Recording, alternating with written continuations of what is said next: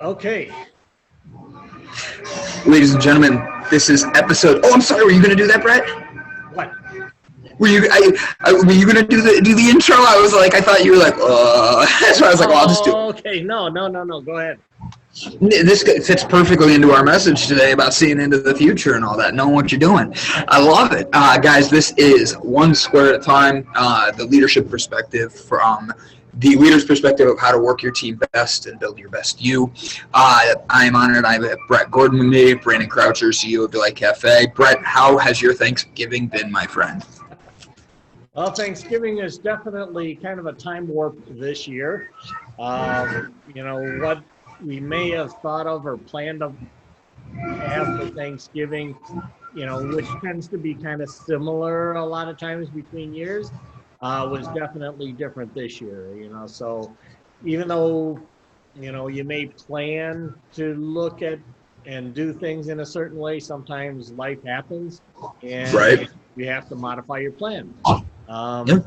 So this year, it was a very small Thanksgiving. All we really had was the family there. Usually we have a much more extended family. But, got to go with the flow. And my parents are 80 and 85 years old, so they're a little bit more concerned about this whole health thing that's going on. And hence, we had a much smaller Thanksgiving than normal. So it's just you and your mom and dad? Me and my mom and dad, my brother and his girlfriend, and then my sister and her kids. So it was still kind of, not real big, but interestingly enough, my sister, she had, gone through cancer treatment, double mastectomy just within the past year and a half, 2 years. So she's still kind of recovering from that. So she kept herself and her kids in kind of a different room while we were eating and so forth to kind of maintain that distance. Yeah. And so forth. So yeah, things were together yet separate, and just a way to be able to understand that we can do things to still kind of achieve the goals that we set out or the plans that we set out, but we have to do them in a different way than we initially thought. Yeah, I did. You had a good time with family, though, right? Yeah, absolutely. How about yourself? So my family, my one sister flew in from Florida. It was her birthday and all that, so her boyfriend took her down to Florida, during the pandemic to get a vacation in and all that. But she had a great time. Thanksgiving, the whole family got together, other than my one family member that's down in Texas. But we video chatted with her. It's probably one of my favorite Thanksgivings, being honest. It was more very relaxed, at ease, and when you have all the family there, like aunts, uncles, cousins, for your whole life, it hits you in a different way. And this was just mom, dad, me, my fiance didn't even go, and then my one sister and her boyfriend. So it was really just 5 of us, and it was just a fun, relaxing time. Card games. I turned my phone off for a while there. Just one of those different types of fun nights, and I had a great time. Yeah, absolutely, and that's interesting that you brought that up, because actually this was a more relaxed holiday than I've had in a long time, and really happy that it was. And part of that was really, now at 80 years old, we pretty much told my mom, stay out of the kitchen, because you tend to not be able to do the things you used to be able to do, and let us do the work, and you just sit back and relax. And that made everybody else more relaxed. Did she let go pretty easily, or was she still fighting tooth and nail to keep it? Well, this has been an ongoing process for many years. So this year it actually worked, where she sat back and stayed away from the kitchen rather than being near the kitchen and telling the cook what to do the way that my mom would do it, as opposed to allowing the cook to do it. That is funny. Yeah, I can get that. Oh, yeah. My mom made individual, we didn't have a turkey to carve. We had individual, chickens. And everybody had their own thing, and I that, and then sweet potatoes. It was so simple. Everybody was there cooking, setting the tables, and talking. Threw flour at my sister because I'm the big brother. I got to pick on her, so had to make her laugh. But then, so who is this behind you? This is Doctor Strange, one of the Marvel characters, and kind of chose him today as we've been kind of talking about how to put tools in your toolkit, and then kind of integrating them into our superpowers or superhero superpowers. So I'm kind of equating Doctor Strange as the ability to kind of integrate time and space and look at how plans, or what we can call blueprints, Okay. Can affect what we do and how we do it. But we do have the ability to kind of span time and space. And when I say that, oftentimes we don't consciously put together a blueprint for our life. And even if we do, we probably won't be able to maintain it the way we initially envisioned it. Correct.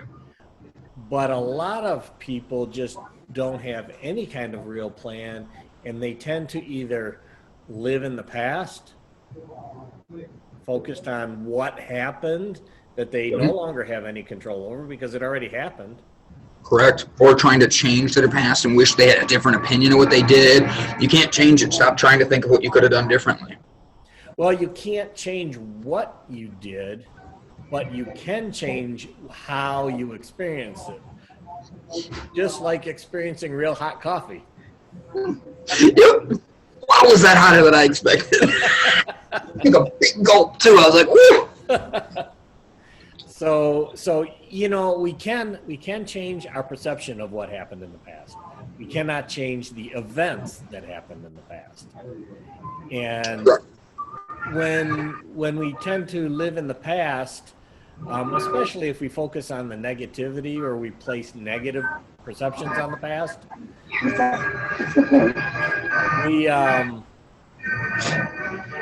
my plug was right there. I didn't want to trip anybody walking by. Sorry. I might just mute mine so you can talk and I hear you. So if you place negative perception or negative meanings behind things that happened in the past, and then you focus on those, you tend to suffer. I agree. Suffering is a choice, just like our perceptions or our meanings that we place on events in the past is our choice. I agree. So you can live in the past, you can create a blueprint of what you would like your future to be, but you can't necessarily control your future. And you can do that by being present, living here and now. Or you can focus only on what you want in the future and how am I going to get there, and if things change, how you start getting a lot of anxiety. And when you focus on the future, and the future, things that are happening today may not be moving you in the direction the way you thought it was going to do, then you become very anxious. In today's environment with COVID and everything is really a very strong, kind of in your face example or experience of how this works, because there's a lot of people whose life's plans have looked different than they did before. Mm-hmm. And it's not necessarily that the end or goal of that plan has changed, but how we're going to get there does. I agree. And, in today's world, if we continue to try to use the same plan and the same means that we kind of envisioned to achieve that plan, when everything else around us has changed, we're going to get frustrated, we're going to get anxious, we're going to have a lot of different reactions that tend not to be in the direction that we want to go. On the other hand, if we look at what's happening today and say, okay, a plan or a blueprint, in this case, the blueprint of life that you envisioned, is a great place to deviate from. So you've got a plan in place, and a plan usually is only as good as it was envisioned until you actually had to put it into action. I agree. Almost immediately upon putting a plan into action, things change and you have to modify the plan. You have to modify how you're going to get there. You have to possibly even change some expectations. When I was in the military, I was a logistics war planner. Well, I spent a lot of time looking at different scenarios. How are we going to do this? How are we going to, handle this kind of a situation? And then when something like that comes up, like say Desert Storm, we implement the plan and immediately start modifying it. Because the situation, the scenarios were not exactly as we envisioned them when we put that plan together. Yes, we still kind of have an end goal in mind, but how we achieve or how we get to that end goal changes every single day. But we keep the end state, or what our goal was, we keep that focus so that everything that we do is not thrown out the window by any means, but we do have to do it a little bit differently, or we may have to do it a lot differently, just like today. If you had a plan that the end of this year you were going to be making this much money and have your company grow to this point, or you're going to change jobs and you're going to be able to do that, chances are all that stuff changed back in March when all the lockdowns started and businesses started shutting down, and all of a sudden opportunities that you had envisioned go away or changed anyhow. But if you maintain kind of focus on what you were trying to achieve, maybe like with Doctor Strange, the time in which you do it might change. So you wanted to do it the end of this year. Okay, it's not going to happen the end of this year. That doesn't mean that it can't happen the end of next year. And if you start looking at that and looking at opportunities to make it happen next year, as opposed to looking back at this past year and saying, all this stuff happened to me, there's a totally different power that you're going to be able to generate internally and present externally, which is going to impact how your future is going to happen. Because I was trying to think of a good word there too for you. I'm like, whoa. Yeah, exactly.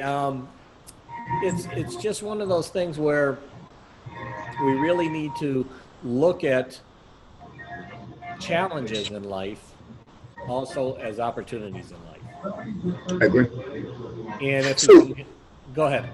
No, go ahead. Finish what you're saying, then I have a question. No, I was just going to say, so like Doctor Strange, he could kind of control time and space. He could create the shield, or he could create that portal where people could jump through and they could go from one place to another place, or kind of from one time to a different time. So we can do this the is same thing in our own minds. So here's my thing. I got a question, because you don't know this about me, and you and I are still getting to know each other. I know like this much about Marvel, DC, all of it. People get mad at me because I mix up the movies, and I'm like, oh, so Doctor Strange is one that majority of people know.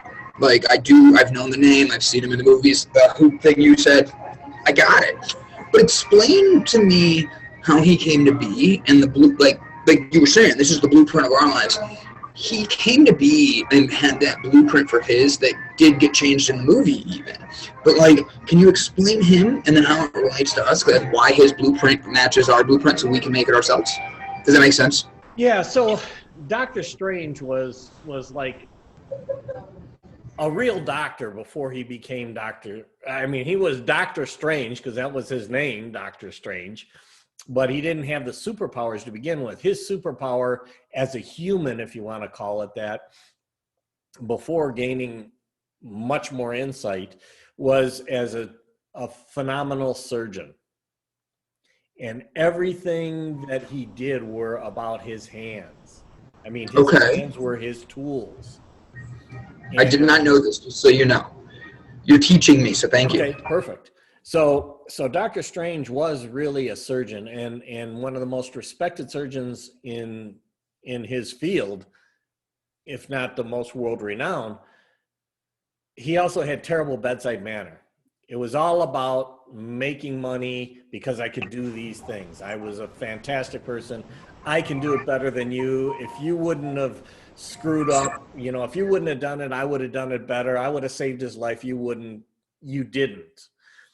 So he had this really big ego, huge ego. And then one day he was driving his sports car. I don't know if it was a Ferrari or whatever it was. And he was focusing on something that was coming in terms of a new potential case that he could show his talents and make himself feel like this case was worthy of my hands, of my time. And he lost focus on the road. He ended up crashing. And in the crash, he basically destroyed his hands. All the fingers were like broken. When he finally came out of the coma, he opened his eyes and he looked at his hands, and all they were like pins and all this stuff sticking out of them. And that was like a massive blow to him. Not that he got in the accident or anything else, but the fact that his hands were now not going to be able to do what they did before. So his whole blueprint for life before that was being a surgeon, making the money, using his brain and his hands to do everything that he was doing. And then all of a sudden, in a split second, it changed everything. It was on something he was looking at to make money. So it was doing what he was wanting to do. All of a sudden, switched everything on him. That's interesting. I'm sure we all can relate to that right now at COVID. Right. And, all of his training, everything that he did was all about, if you want to call it the allopathic type Western medicine. It was all built around knowledge of the body from a physical aspect, how to connect things, how to repair things with your hands physically. And he did have, kind of trying to keep it short, but he wanted to find out if there was ever people that had serious nerve and damage like he did also in his hands that came out of it and were able to kind of go back to or do things that were ordinary again or extraordinary even. And he did find one case. He followed that case, and it took him to essentially the Eastern religions, or to, if I'm not mistaken, maybe Nepal, Mongolia, something like that. Okay. And from there, he found a different way of looking at things. And when he begged to get in, once he found the address of the person that he was supposed to meet, and he got in there, but this mentor basically told him, no, your mindset is wrong. We're not going to let you in. They kicked him out, locked him out of the door, said, we're not going to train you because your mindset's in the wrong place. So he stayed out there. He kind of tried to figure out how to get back in, eventually got back in. And it took a while and some serious internal or introspective evaluation for him to finally accept the fact that there are other ways than what he was trained in to be able to heal yourself, heal others. And then he became kind of an apprentice to the master. And over the course of time, he became stronger and stronger. And he continued to study and study different ways, opening his mind, looking at more of a holistic approach. And eventually he became the best at under the guru, and was given powers. Actually, he kind of took them, but he learned how to use the powers that the guru was using. That was a more holistic, more I want to say esoteric way of doing things. And that's how he really gained his power. Plus, he also got one of the Infinity Stones, which we know of from the Marvels. And that Infinity Stone helped him to do many of the things, including, you know, the time. He had the Time Stone, so he could move time or through time and manipulate the time-space continuum. Okay. So, how does that relate to us? Yeah. You're gonna connect this. I'm gonna be blown away. I'm loving this. Okay.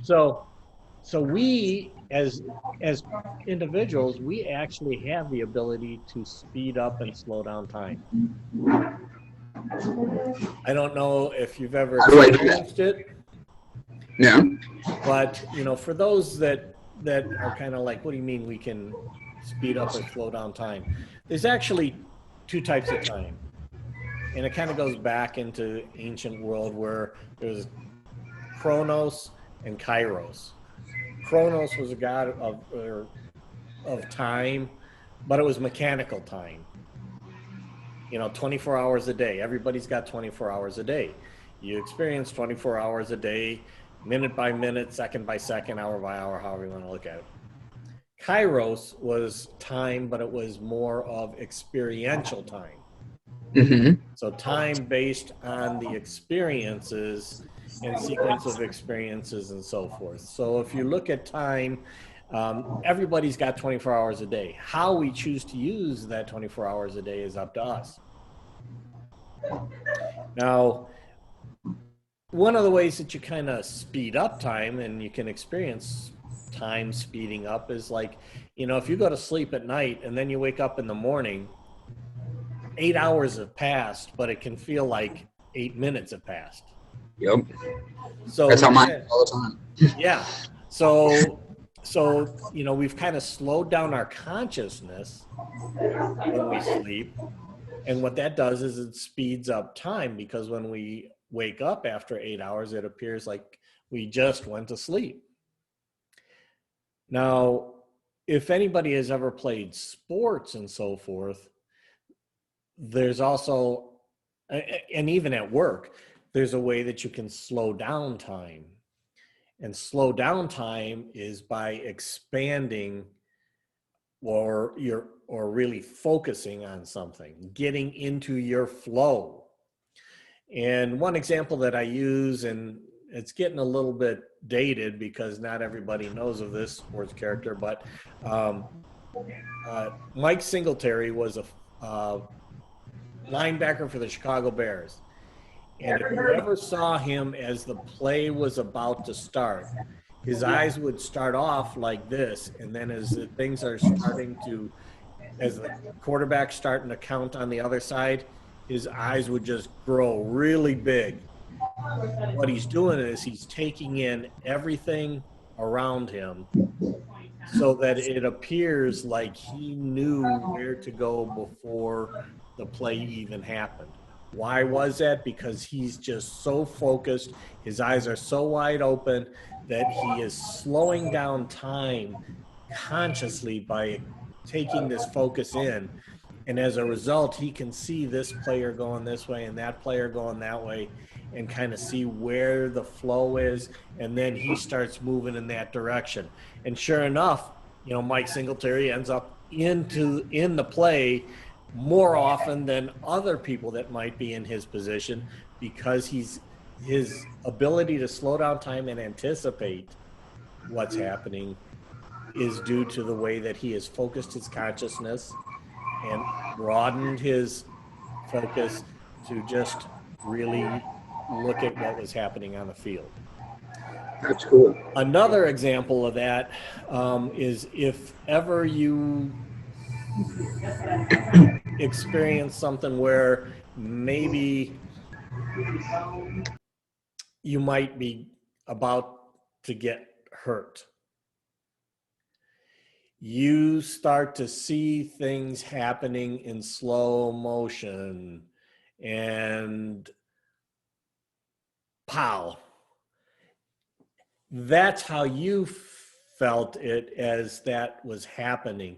Your consciousness saw these things happening. And let's take Gerald, for example, as a UFC fighter. His ability to focus enables him to kind of see that punch coming so that he can back away, when in fact it just happened like that. And from the outsider's perspective, you're like, how the hell did he do that? Because he was focused, and he essentially slowed down that experience enough to be able to move away and not get the full force or have the opponent miss completely.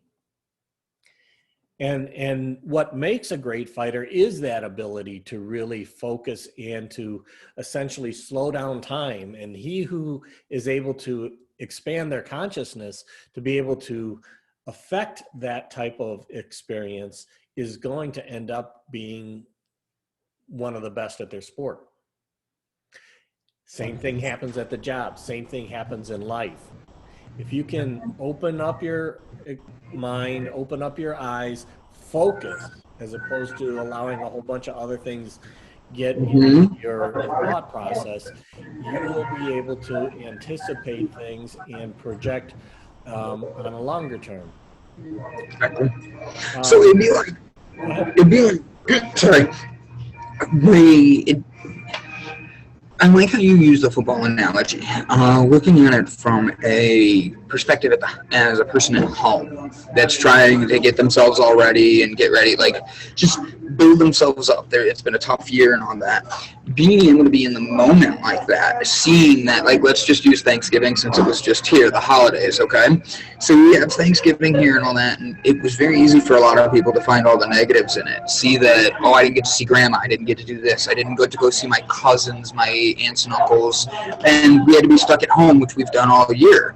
But seeing the positive is, like you and I both said, actually, this is one of my favorite ones. Like, this is one that I'm going to remember, and it has nothing to do with COVID. It was just the family being there.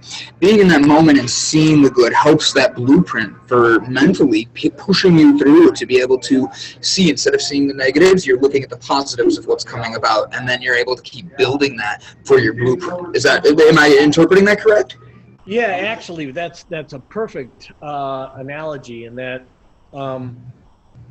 when anybody creates a blueprint or a plan, whether it's a plan for life or just a plan for your day, usually you think about the past, you build upon the past. Now, again, creating better perception of the past is going to help you. And you're thinking about the future and what you're trying to accomplish.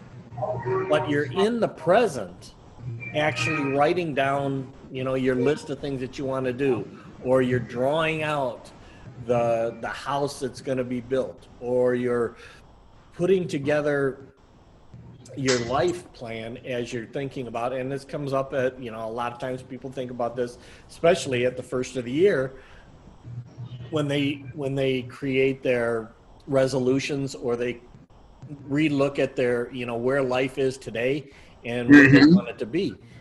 The key to success is that you do use information from the past, you learn from the past, you have a vision of the future, but you live in the present. And living in the present is where you really can expand consciousness and slow down time and enable yourself to achieve these things, where if you focused only on where I'm going, it's just like in football. You ever see the receivers, the ball is right in their hands, there's nobody around them, and they miss it. Why? Because they're thinking about running before they caught the ball. Yep. You gotta be in the present. You gotta catch the ball first in order to be able to run down the field. Yep. So being in the present is critical, and Doctor Strange was really about that. It slow down, meditate, understand things more holistically, be in the present, and recognize, though, that we can draw upon the past and we can kind of envision the future, but we've got to live in the present. I love the way you phrase that. So when you're building your blueprint, looking at the past, don't look at the things that were like, oh, there was a crack in the foundation. Oh, there was a X, Y, and Z because of my parents. That has nothing to do with you. Fix you in the blueprint. So as you're building the new blueprint for the best you, it's able to be present to see the future from the past mistakes. Is that fair? Right. Learn from the past. And then also, in a positive way. Well, exactly. And then that's where we have to, actually go back into our past at times and say, okay, I placed these meanings on this event, and then we need to change that event, the meaning that we placed on that event, in order for us to have a more positive perception of everything from that event. There's a exercise that Tony Robbins does when we're there, and it's kind of getting in your own, call it a space and time machine. Mm-hmm. You get in the machine and you go back in life, and you're kind of going back as far as you possibly can. You're looking down, and what it amounts to is like having, in today's world it's a little bit more difficult to envision this, but like having CDs of all of the things that happened in your life, or DVDs, all the things that happened in life. Used to be saying cassettes, but that's getting way old. So let's call it DVDs. And you get back as far as you possibly can, and then you start moving forward in your life. And there are events in your life, and again, I say events in your life, where things happened that were not as positive or were very traumatic. Mm-hmm. And you placed a meaning on that DVD. Now, these are recordable DVDs, so that you can pull that DVD out and re-record the meaning that you placed on that event and put that back in the same time, same slot. But when you do that, every other DVD along the way now has changed, because the meaning you placed back when you were 5 years old and this happened. But if you change the meaning in your mind, your perception, all of those events that happened afterwards, where you kind of reverted back to, oh, this happened when I was 5 years old, all of a sudden those things change. Your entire sequence of life, now the meanings of things have changed, so that you can overcome and really take something that may have been a very traumatic experience, where you had placed a very negative meaning to it, and you've been using that throughout your life. But now you can change that, and it can become a more positive event, a learning event, an experience that helps you to grow from, as opposed to hold you back. And you build, once you've done that and you're building your blueprint today, it looks a whole lot different than it did when you had that negative meaning that was really driving a lot of the stuff when you were learning from the past. Now, you coming from the Army and all that, and doing where you've been, Air Force. I said it, and as I said it, I'm like, he's going to yell. No, Air Force. No, so you get along, all the services get along. It's as long as I don't say Marine, right? Huh? As long as I don't call you a Marine, right? No. I got the utmost respect for Marines. I really do. My brother-in-law's a Marine. That's why I make that joke. I'm sorry. I had to get it. But you being in the Air Force, you had to create a plan of what you were going to be doing and executing, especially for the Army and doing things. I'm not asking you to give any details. Your eyes got so big. But my thing is, when you're planning that, even along the way, there were detours. And the thing that was the initial plan to go out and get done and do for your career at that time had changes along the way, but it was the initial still the same blueprint. And building that is what we're focusing on today. It's looking back at your DVDs, CDs, and fixing it so that way today's blueprint is the best you. It's the most modern. It's the most it's the most unique, and it's the one that brings out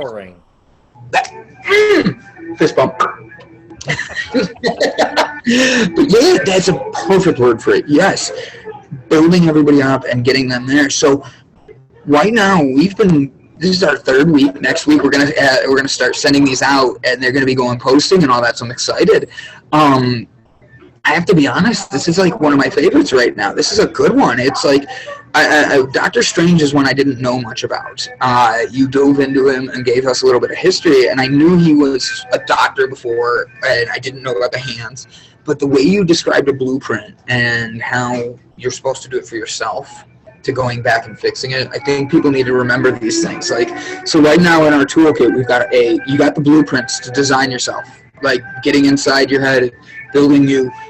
You have, last week we had the level, so that way nothing in your life is going to be leaning. You're not going to have that picture frame falling off the walls or anything. And then the week before that we had the hammer, because we want to build up the house. You got to build from scratch. We've been learning a lot from you, Brett. Well, and what I really wanted to kind of bring out, and I think it's kind of cool that we did it in this, and this may not have been the blueprint that we envisioned at the beginning. No. But oftentimes when people need to build something, they take out the hammer, the nails, the wood, and they start doing it. But they never really created a plan of what they were doing. They had a kind of a picture in their mind, but they didn't really lay it out, draw it out, know the measurements that they needed to do, but they just started hammering and putting things together. And usually what you end up with at the end of that is something that resembles what you were trying to do, but was not as good as it could have been done. So it's really about, the same thing with the level. If you're just looking at it from your eyes and it's like, oh yeah, that looks about level, and then you put the nails in and everything, and all of a sudden you put a marble on it and it rolls down the hill. And it's like, but from my eye it looked like it was level.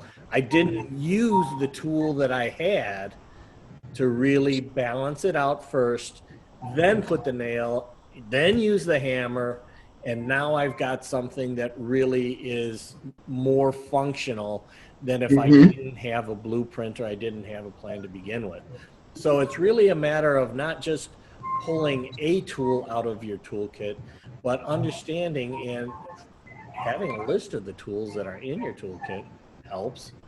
And then also having a blueprint or a plan for how you want life to look, and a goal, a vision. Write it down too. That way it's written to go. Sorry, I just always a lot of people are like, oh, I know my goals, they're up here. It's like, no, write it down. Like, it makes a big difference. Absolutely. And when you do that, be in the present when you're doing it, because you're not going to be 100% sure exactly how to get there. And we've talked about this in the past.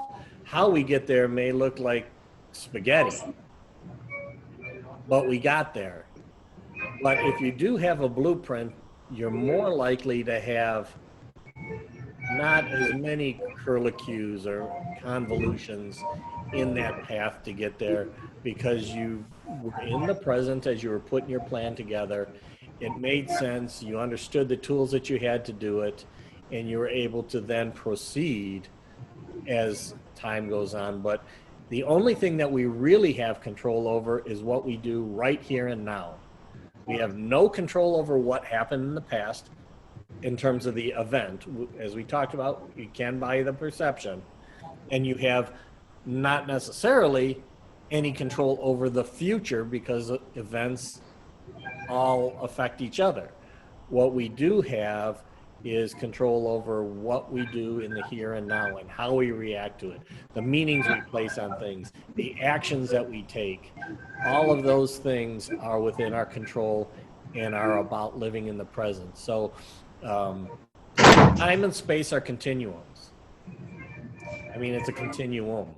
And we can go into the whole theory of relativity thing and all that kind of junk, but we're not. That's not today's episode, guys. Just understand. But the point is that there's a history, there's a past, there's a future, and there's a present.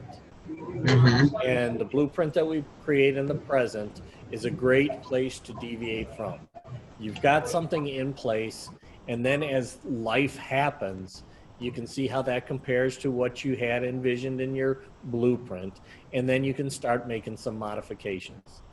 And that's the real key to being able to leverage really what, Dr. Strange was able to do by being able to create portals and move from one place to another, is that if events were happening that they didn't look like they were going to be able to get out of, he could create a portal, put them into a different place.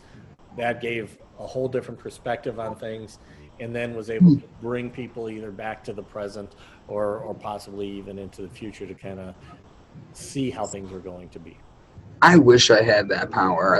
Like all of a sudden, my fiance and I are talking. I just pull out the whip, spin it, push her through it, and the next thing you know, we're not fighting anymore. We're in the future. We're already past it. Well, and that really is kind of what we're talking about though today too, and that is in the heat of the moment, we take action. Oftentimes, what we need to do is slow down time, kind of back away from all of the things that are happening so fast, and words are coming out of our mouth before we thought about what we were actually saying. And oftentimes those words are not really the words that we meant. Other times they really are the words that we meant, but we couched them in a way that was not the best. So it's really about taking an opportunity to slow down time in those type of very intense situations. Step back, think about it, even if it's just for seconds, and then come back into it.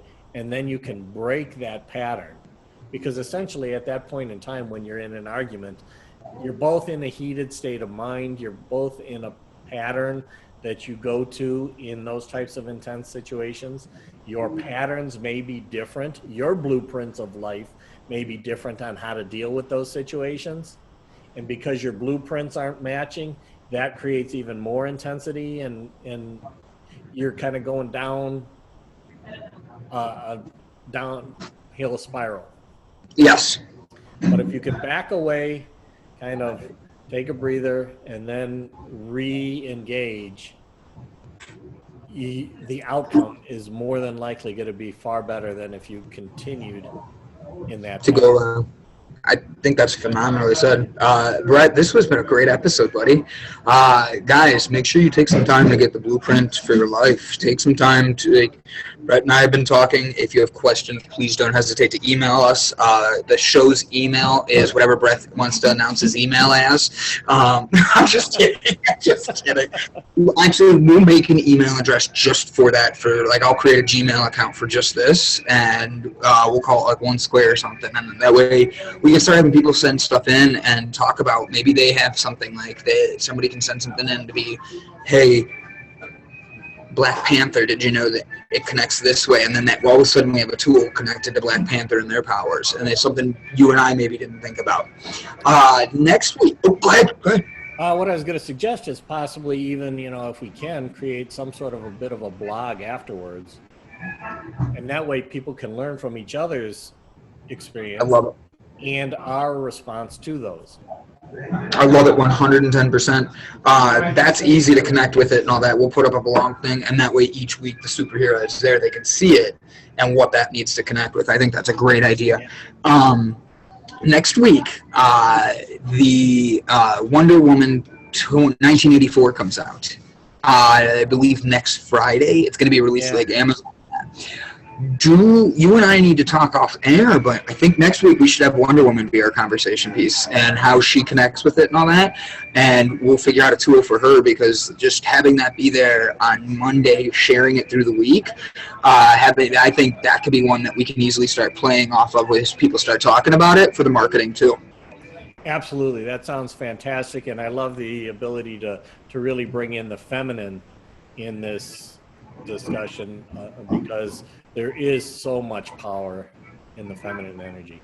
So that'll be fantastic. I'm going to look at tools that I think we can connect with it. And I'm going to just go to Home Depot and start sending you pictures, But Brett, thank you again so much. I look forward to every Monday you and I connecting like this. We both were having our day where we were running behind and all that, but and then I'm actually at a coffee house and didn't even get to tell you how my weekend went.